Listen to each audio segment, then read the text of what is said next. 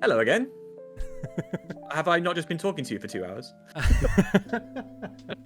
Yes. So, very quick one. This is another part of our rundown of everything that was released until today, which is 17th of February.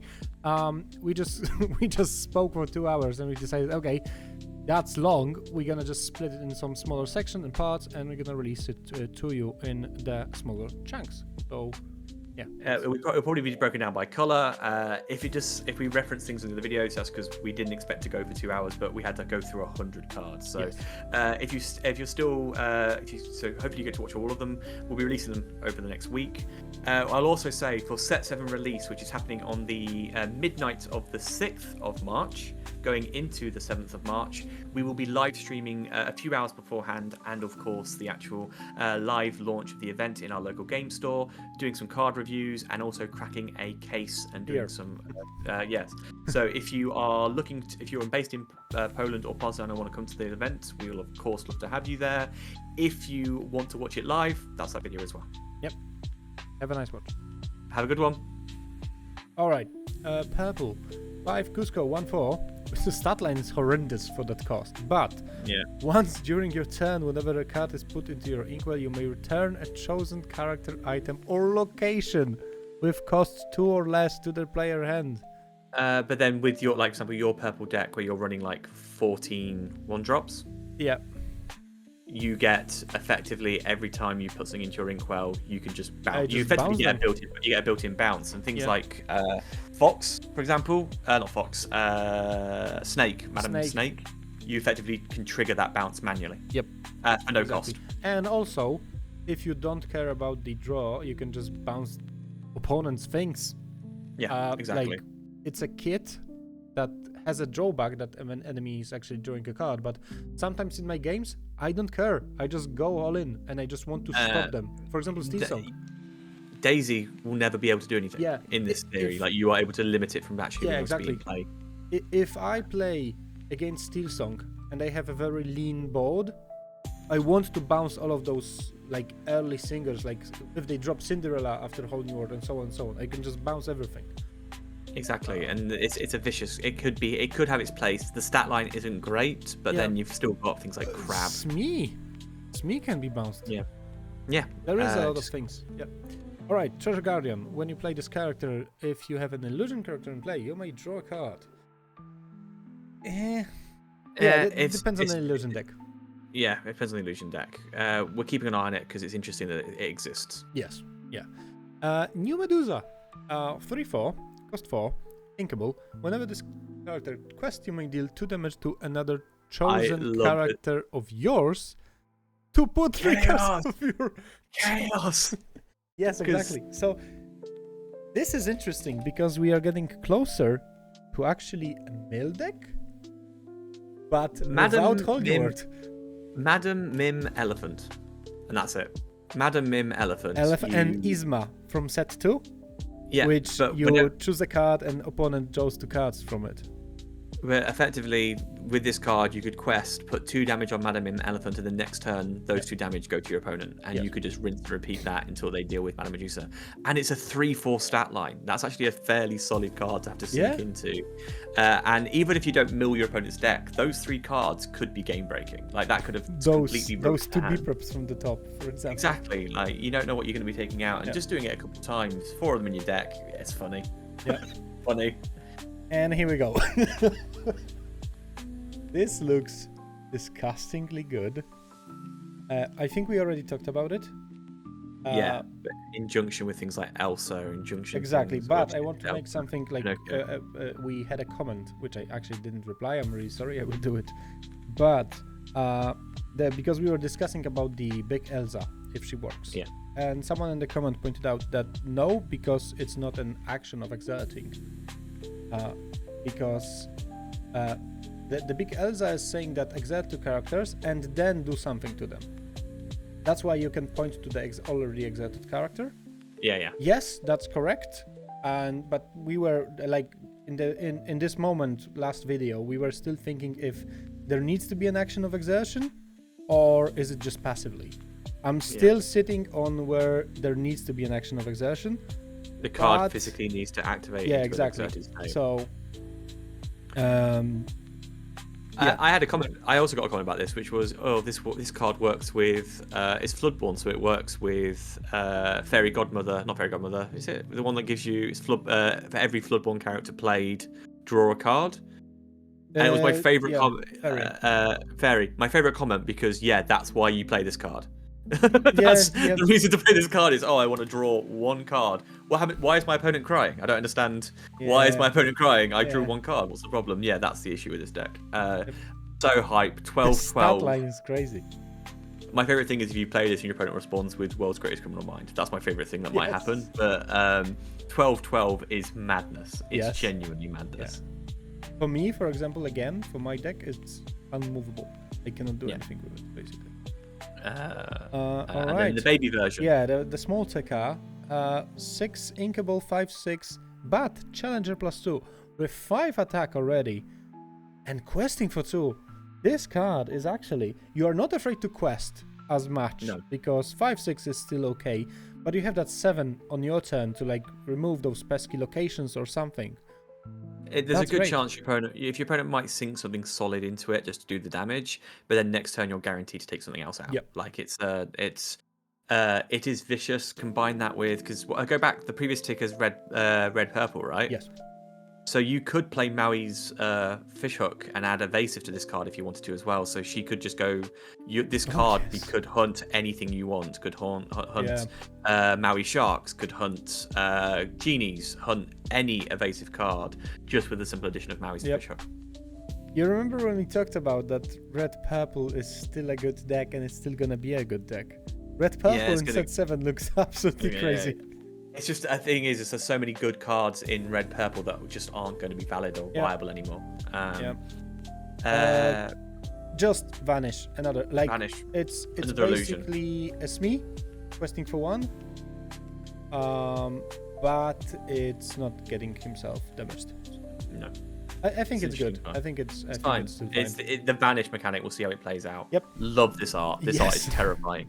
Whatever one of your character challenges, you may remove 1 damage card from chosen character. We've had so much discussion around this card, and it's going to have so much more discussion around it as set 7 progresses. It's a fascinating card, but it is going to be a nightmare.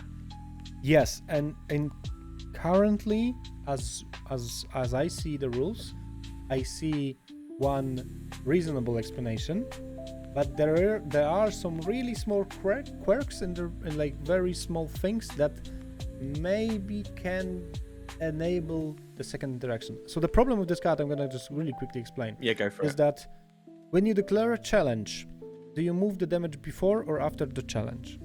And I think the design of the card and the idea behind the card and so on, everything for me points to that after you complete the challenge, so you move all of the damage counters after the challenge, then you can move something. And that makes sense for me. That makes sense in terms of the spirit of the card, like how I think it was designed to be played.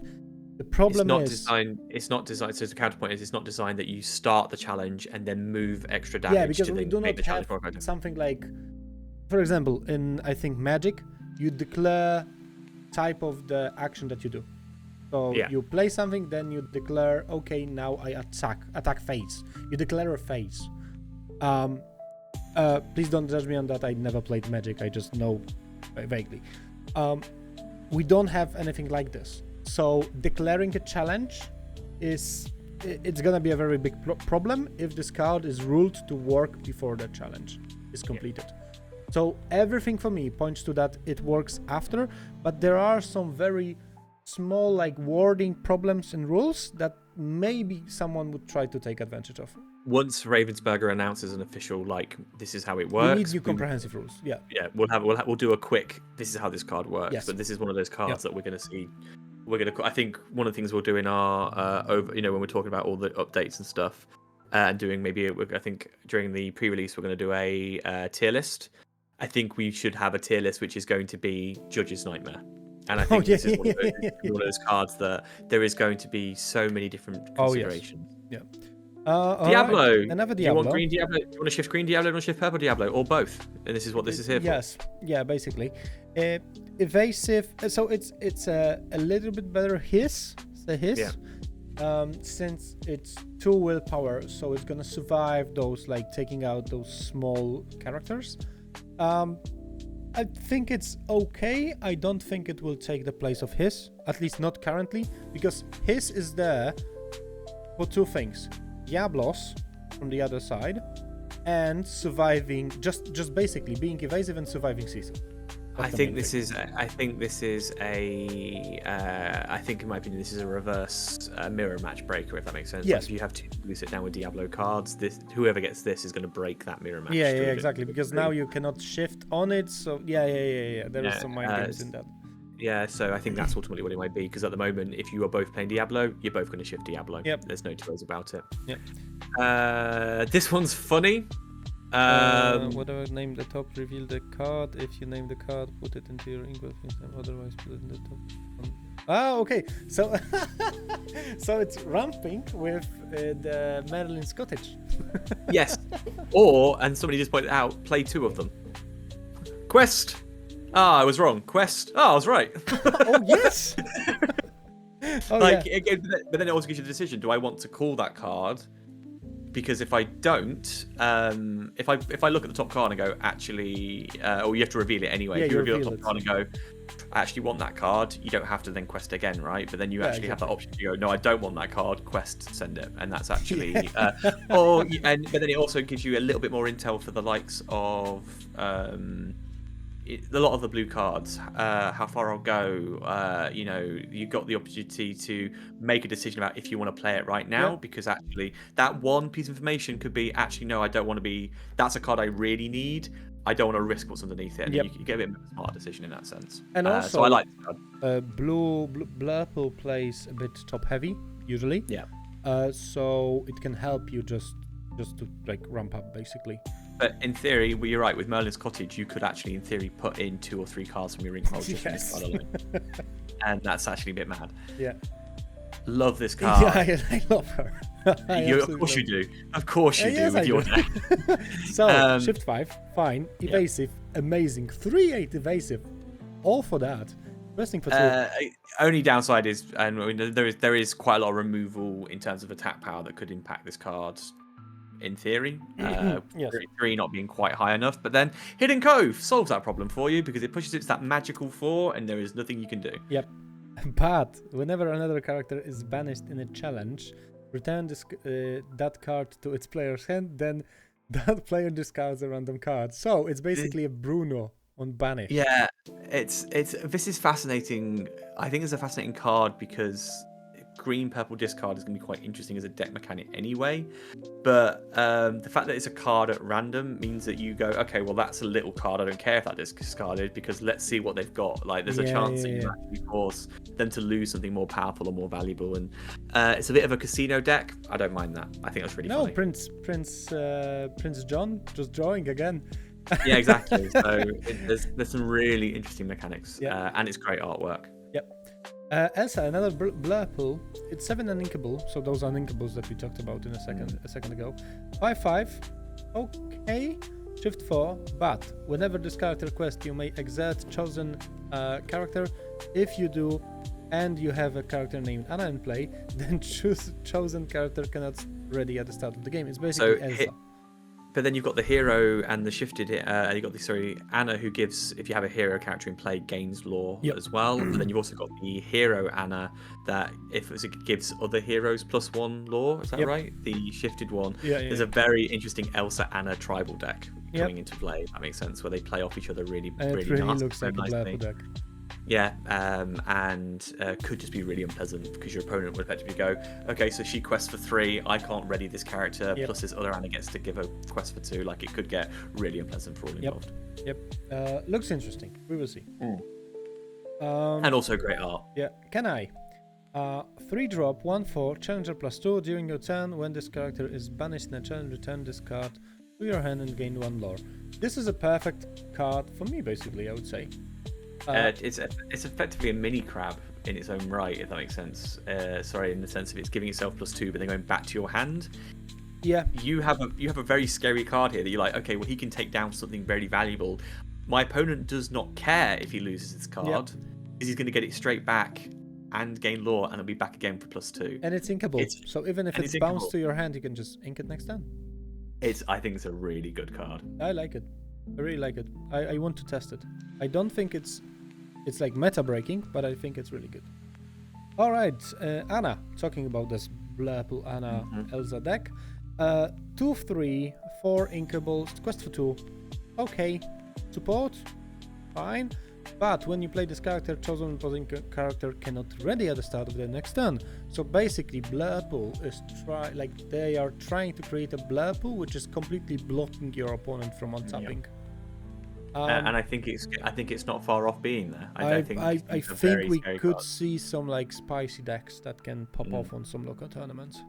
Yeah, absolutely.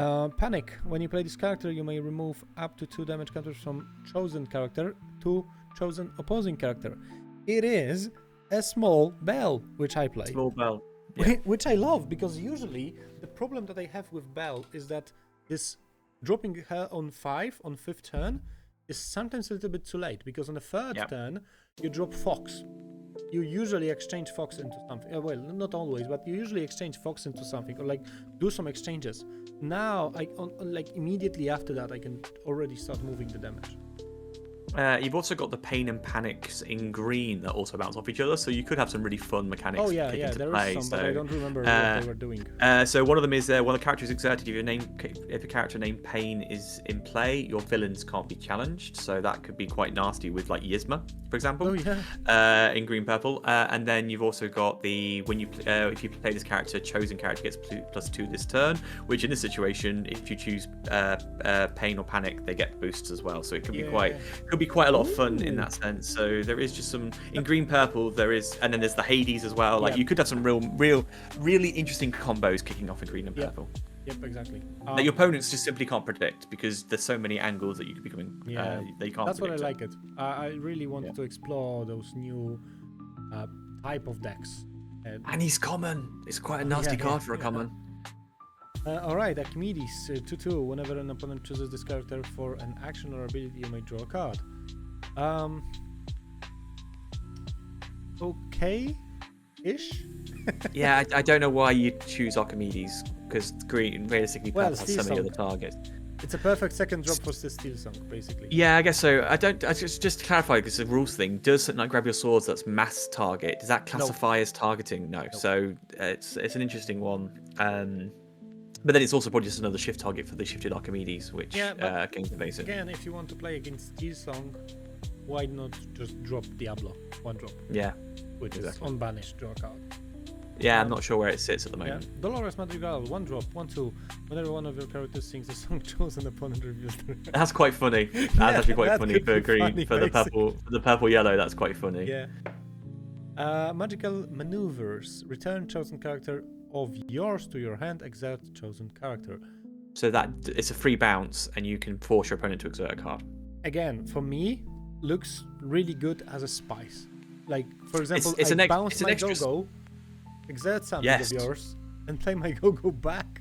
It works beautifully with some of the rush characters as well, and actually, it's effectively you don't necessarily need the downside of Snake is yes, you get to bounce it, but then Snake just sits there, right? Yeah. And actually, you can't do anything with it. Where actually, for 2, you can still bounce it, and then you still get an additional action out of that. So I think people might not replace Snake. You'll never replace Snake for the 3/3 stat line, but I think this is an alternative. Yep. All right. This is my family. A song. Green 1 law. Draw a card. Oh god, no! Add that to the singer yellow that gives you a law for every song sang. Yeah. Okay. It's just you going. Yeah, you just gain 2 law and draw a card, and your opponent goes, "Great, thanks." What was I supposed to do about that? Did I skip something? Wait. No. All right. Restoring the crown. I actually didn't saw that card. I might do a yellow purple singing. I might try this. It sounds like a lot of fun. Yeah, it sounds like fun. I didn't saw that actually. I reckon there's some 1-turns. I reckon there might be some like 1-turn KOs because your opponent goes, by the way, sing, and you go, great, thanks. What was I supposed to do? All opposing characters whenever one of your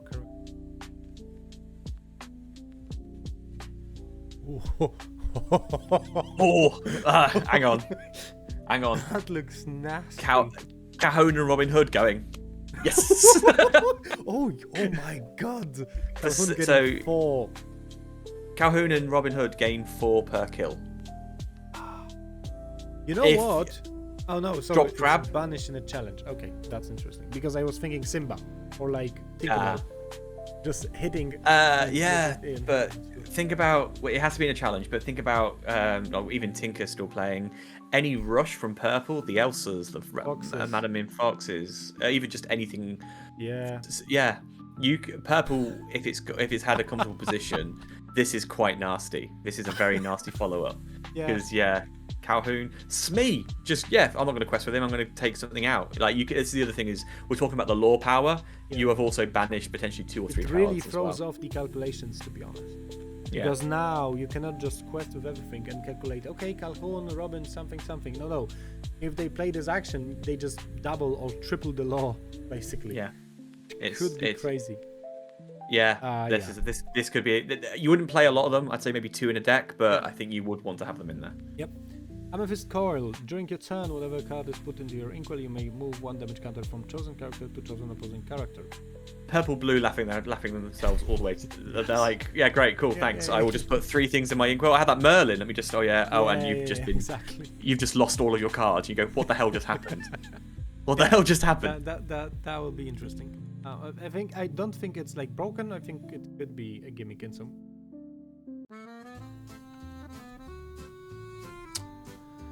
I've spent way too much money on cardboard.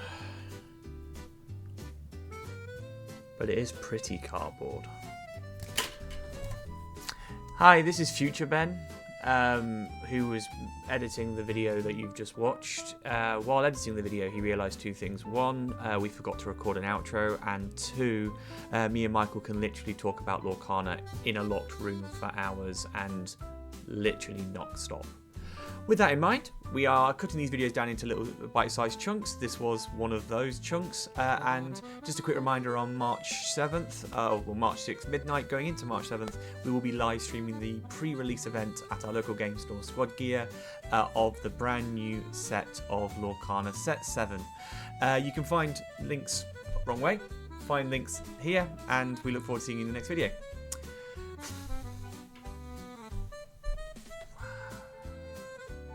It is pretty cardboard though.